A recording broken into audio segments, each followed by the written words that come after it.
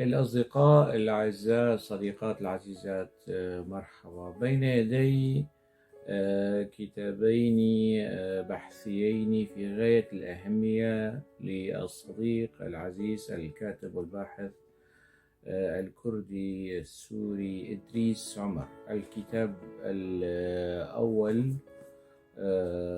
يتناول سوريا من الاضطهاد السياسي إلى الكارثة الإنسانية، يتناول التاريخ الحديث لسوريا منذ فترة النشأة وحتى قبل سنوات قليلة. الكتاب الثاني الكرد والإرهاب،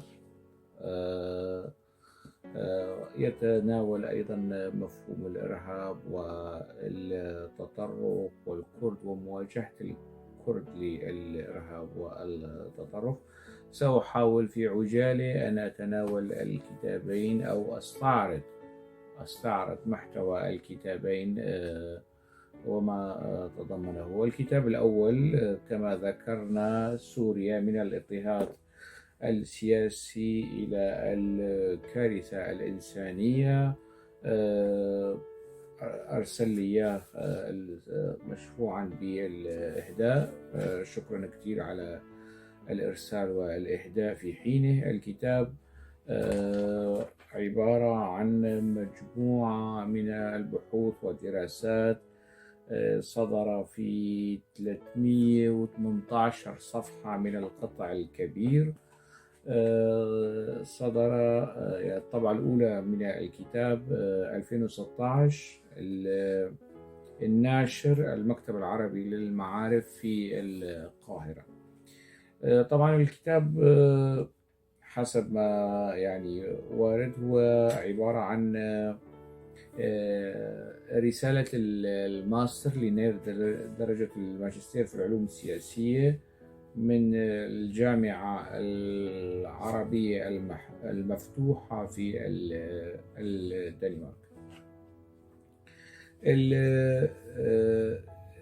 في بداية طبعا الكتاب مهدى، الصديق العزيز إدريس أهدى الكتاب إلى والده ووالدته، وأيضا إلى زوجته وإلى أطفاله وأميراته، وإلى يعني كل القلوب التي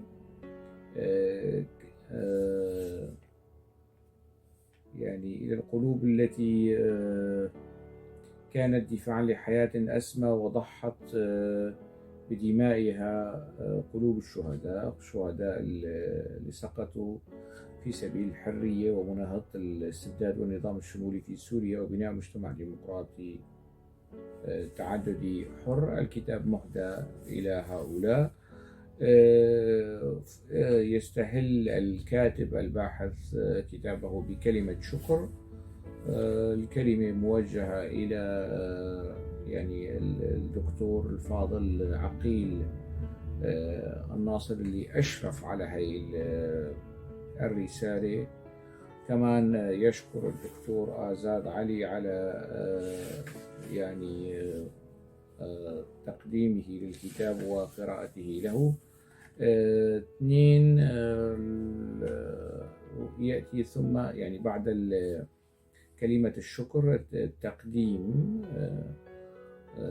تحت عنوان رحلة الباحث مع السياسة. وهذا التقديم كتبه الدكتور آزاد علي، رئيس تحرير مجلة الحوار الصادرة عن حزب الوحدة الديمقراطي الكردي، جناح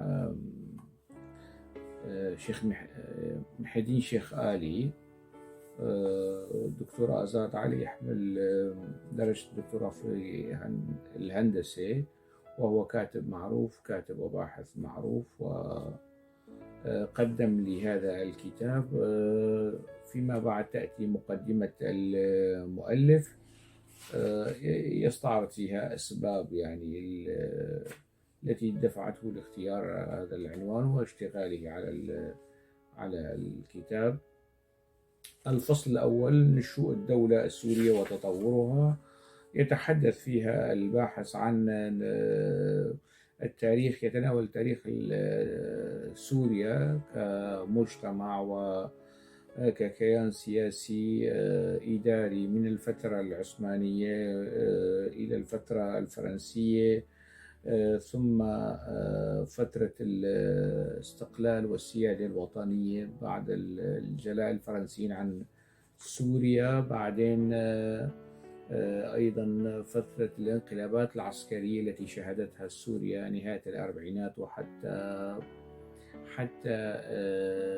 حتى سنة السبعين تقريبا يعني. لكن هذا الفصل بيقسم الانقلابات العسكرية ومذكورة بشكل توثيقي، ابتداء من الانقلاب الأول حسني الزعيم في 49، ثم انقلاب سامي الحناوي، بعدين انقلاب أديب الشيشكلي، وثم الانقلاب كمان أديب الشيشكلي. يستعرض كل هذه الانقلابات وتفاصيلها. الانقلاب الخامس وانقلاب 25 شباط 58، أيضا يعني وصولا إلى مرحلة الوحدة بين سوريا ومصر في 58 إلى 63. هذه الحقبة الزمنية خصص لها إدريس أيضا مساحة مهمة. يتناول الوحدة وأسباب فشلها بالبحث والتحليل. بعدين يأتي إلى مرحلة استلام حزب البعث للسلطة سنة 63، انقلاب 8 آذار وانفراد البعث بالسلطة. هي فترة الانقلابات، فصل خاص بالانقلابات التي شهدتها سوريا من سنة 49 إلى 63، والمعلومات الواردة في هذا الفصل أو في هذا المبحث كلها يعني موثقة في القائمة النهائية. في نهاية الكتاب هنالك مجموعة يعني 8 صفحات يمكن أو أكثر تتضمن المراجع. أثناء البحث أيضا هنالك أسفل الصفحات حواشي تفسر أو تشرح بالتفصيل بعض الأمور الواردة في البحث. الفصل الثاني: سمات الاستبداد السياسي من 63 حتى نهاية حكم حافظ الأسد، موت حافظ الأسد سنة 2000. هذا البحث أيضا في غاية الأهمية، يشرح ويحلل الكاتب والباحث إدريس عمر الاستبداد السياسي في هذه الحقبة، طبيعة النظام السياسي السوري في دستور 73 بعد ما سن حافظ الأسد الدستور، الأحزاب ودورها في تلك المرحلة.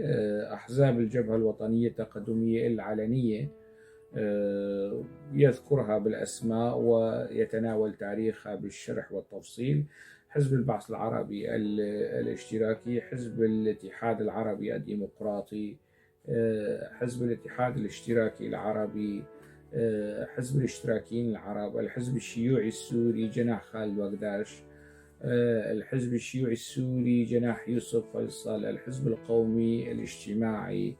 الأحزاب التي كانت منضوية في الجبهة الوطنية التقدمية اللي يرأسها حزب البعث، حزب الوحدويين الاشتراكيين، الحزب الوحدوي الاشتراكي الديمقراطي.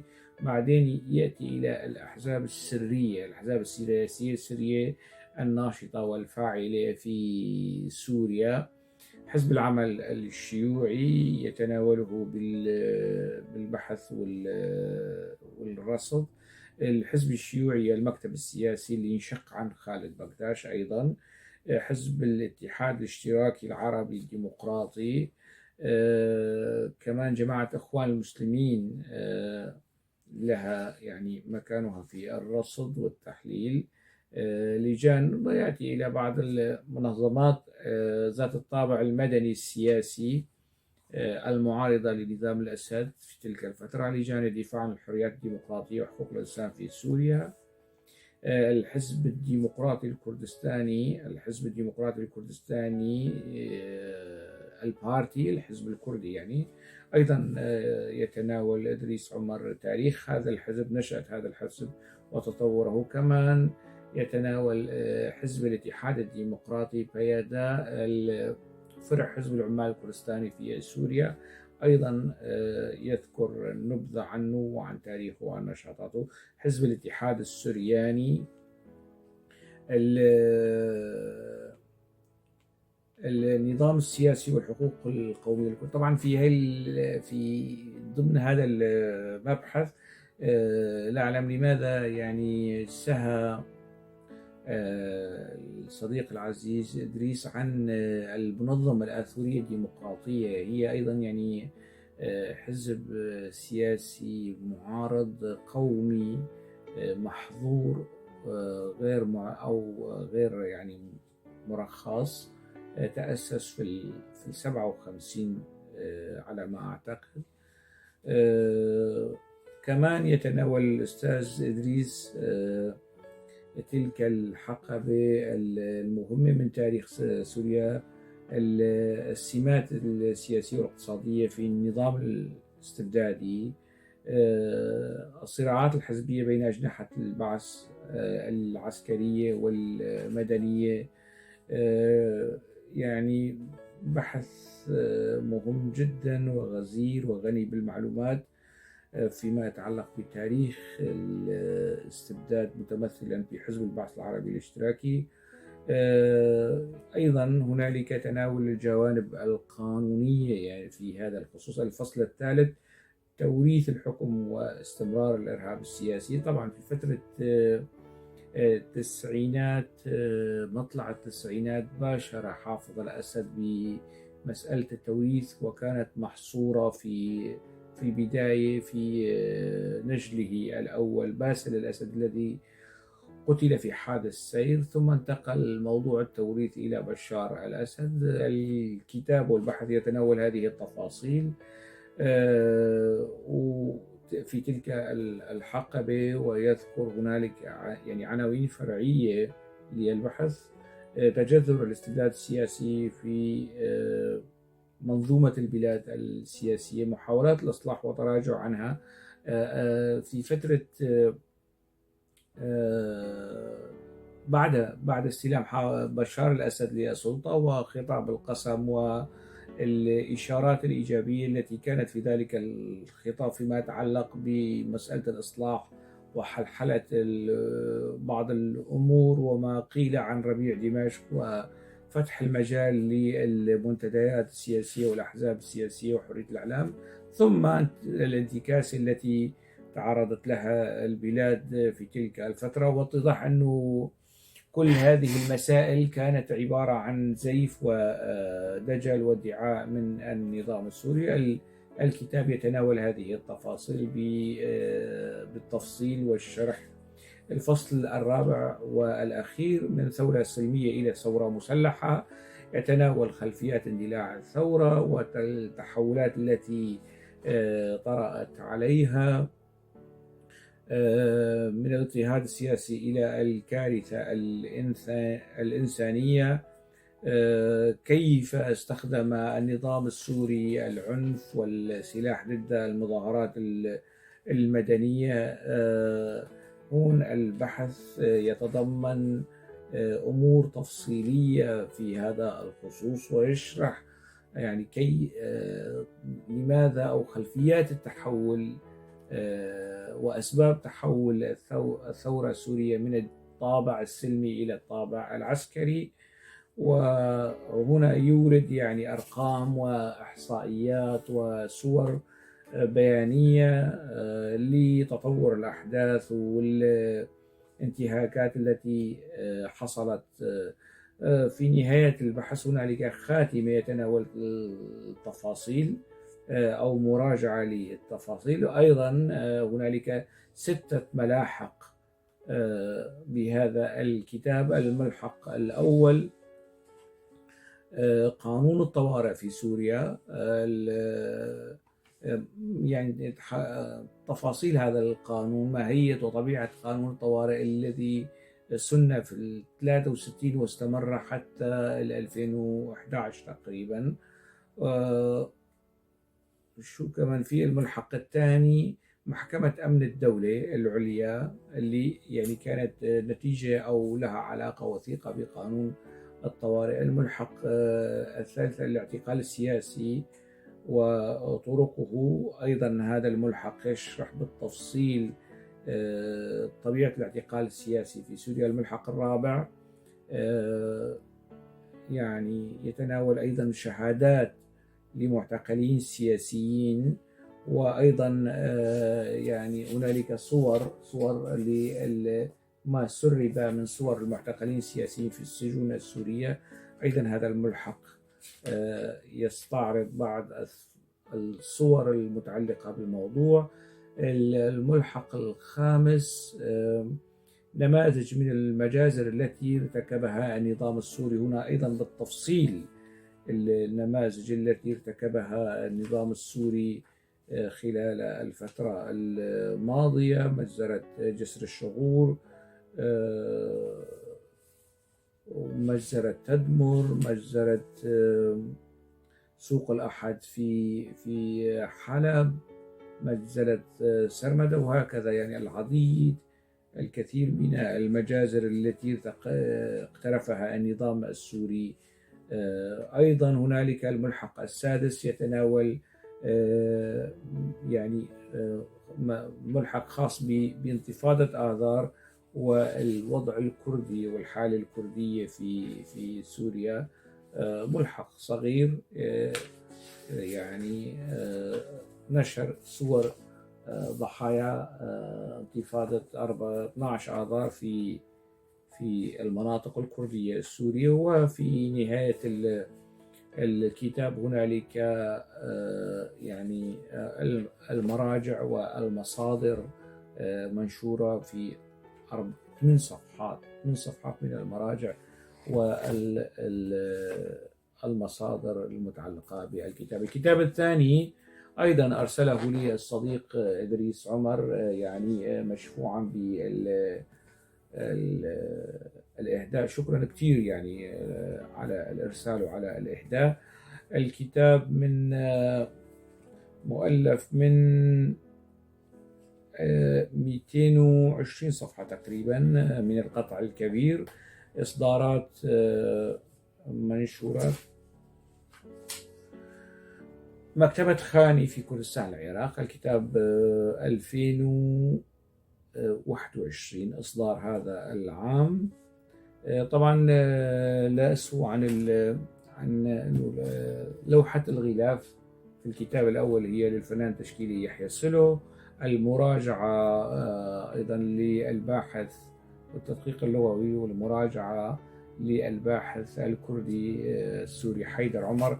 هنا أيضا تصميم الغلاف واللوحة ليحيى سلو والمراجعة لحيدر عمر. إهداء كتاب الكرد والإرهاب إلى حكيم كردستان السيد مسعود بارزاني، الذي أشرف بنفسه على سير المعارك فكسر شوكة داعش وأعلن تحرير شنغال من قمة جبلها الشامخ، إلى أرواح الشهداء البواسل الذين قضوا في مواجهة الإرهاب الداعشي، وإلى البيشمركة والمقاتلين ويقصد بهم يعني مقاتلي قسد غالبا، يعني إلى البيشمركة والمقاتلين البواسل الذين يسيرون على خطاهم. أيضا في هذا الكتاب كلمة شكر يوجهها الصديق إدريس العمر إلى الأكاديمي محمد عامر الديرشوي. وأيضا أستاذ جامعي وأكاديمي معني بالاستشراق، والتقديم كتبه محمد عامر الديرشوي، أكاديمي متخصص في الإشراق الاستشراق والعلوم السياسية في كردستان العراق. فيما بعد مقدمة المؤلف. الفصل الأول ماهية التطرف الأيديولوجي والإرهاب، بحث مهم يتناول فيه الكاتب يعني مفهوم التطرف اصطلاحا ولغة، ثم يتحدث عن ظاهرة التطرف وأسبابها بالتفصيل، خصائص المتطرف، موقف الأديان السماوية من التطرف، أيضا الحلول، يعني هو كباحث لا يستعرض ويحلل المشكلة، أيضا يطرح رؤيته فيما يتعلق بالحلول لمسألة التطرف. بعدين يعني يأتي في الفصل الثاني لتناول العلاقة بين التطرف والإرهاب. في هذا الفصل والبحث أيضا هنالك تمهيد يوضح طبيعة العلاقة بين التطرف والإرهاب، أيضا الإرهاب لفظا ولغة واصطلاحا. فيما بعد يأتي الباحث ويذكر يعني كيف ظهرت ظاهرة الإرهاب وطبيعة هذه الظاهرة، كيف ومتى وأين ظهرت، سمات الشخصية الإرهابية. أيضا هنالك الجانب التحليلي الاجتماعي والنفسي في هذا الموضوع، السلوكيات، يعني سلوكيات الشخصية الإرهابية، القتل والاغتيال، خطف الشخصيات،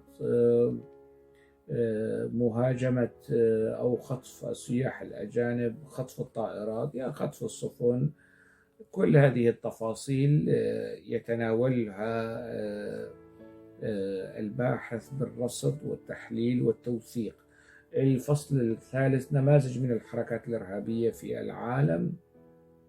طبعا في ألمانيا يتناول على الصعيد الأوروبي، في إيطاليا، في إسبانيا، في المملكة المتحدة، في العراق، أيضا يعني يعطي نماذج وأسماء من الحركات الإرهابية. في العراق يتحدث عن تفاصيل ضحايا الإرهاب، سواء إبادة البارزانيين وحملات الأنفال ومجزرة حلبشة. يذكر نماذج من التنظيمات المتطرفة والإرهابية في العراق. الدولة الإسلامية داعش، يتحدث عن طبيعتها وعن نشأتها في العراق. أيضا يتحدث عن الصحوات التي إعادة هيكلة والانتعاش، كيف نشأ يعني تنظيم داعش الإرهابي، الدولة الإسلامية في الشام والعراق، سوريا والعراق والقاعدة. الجانب يعني التطور الزمني لهالتنظيم بشيء من التفصيل والتوثيق موجود هنا. التنظيمات المتطرفة والإرهابية في سوريا أيضا هنالك شيء من التفصيل وبالأسماء، يذكر أسماء هذه التنظيمات: هيئة تحرير الشام، جبهة فتح الشام، حركة أحرار الشام، جيش الإسلام، حركة نور الدين الزنجي، تنظيم الحزب الإسلامي التركستاني في بلاد الشام، جبهة تحرير سوريا، الجبهة الإسلامية، تنظيم حراس الدين، تنظيم القاعدة. كل هذه التنظيمات لكل تنظيم فقرة مخصصة يتناول فيها الكاتب والباحث طبيعة هذا التنظيم والجانب التوثيقي لطبيعة هذا التنظيم. الفصل الرابع الكرد والإسلام والإرهاب، يتناول يعني هذا البحث كمدخل تاريخ الكرد. الكرد الدين عند الكرد قبل الإسلام.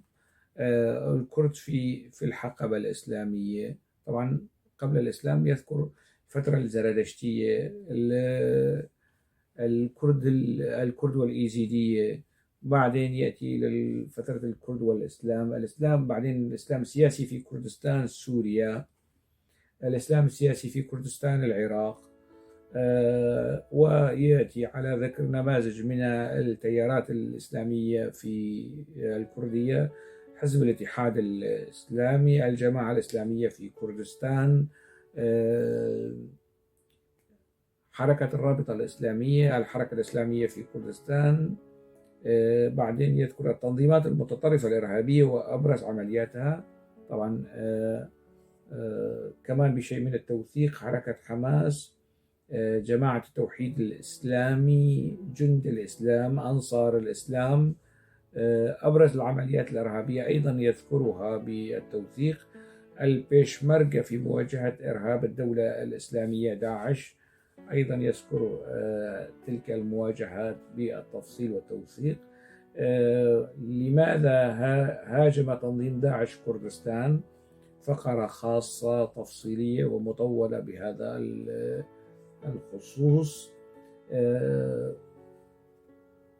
كيف تصرف الكرد مع اللاجئين العرب في كردستان على خلفية يعني هجوم داعش واستيلاء داعش على مناطق واسعة من العراق ومن سوريا.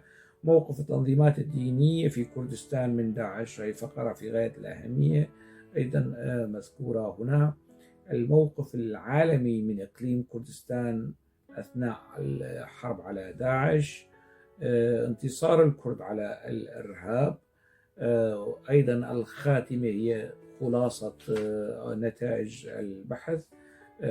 بعدين كمان نتائج البحث في ورقة منفصلة، ويختتم الكاتب مؤلفه بقائمة طويلة من المراجع والمصادر. إدريس عمر هو يعني من الكتاب والباحثين الكرديين السوريين المهمين في الشأن السياسي. حتى الآن صدر له هذين الكتابين، بالإضافة إلى مجموعة كبيرة من مقالات الرأي في المواقع الإلكترونية الكردية. هو من مواليد منطقة ديرك الكردية السورية، ويقيم منذ ما ينوف عن عقدين أو أقل أو أكثر في ألمانيا. حصل على الجنسية الألمانية، هو معتقل سياسي سابق. في فترة من الفترات كان يعني مؤيد لحزب العمال الكردستاني، ثم ابتعد عن هذا الحزب، ونتيجة مواقفه من هذا الحزب تم اعتقاله وزج في السجون السورية في التسعينات. بعد الإفراج عنه من السجون سافر إلى ألمانيا واستقر هناك، ويمارس حياته فيما يتعلق بالكتابة والبحوث والدراسات السياسية. بهذا القدر أمكنني تلخيص أو إعطاء فكرة موجزة عن هذين الكتابين المهمين. أجدد الشكر للصديق إدريس عمر على إرسال الكتاب الأول، سوريا من الاضطهاد السياسي إلى الكارثة الإنسانية. أرسلها لي في حينه، وأيضا قبل أيام أرسل لي الكرد والإرهاب. حتى موضوع آخر، ألقاكم على خير.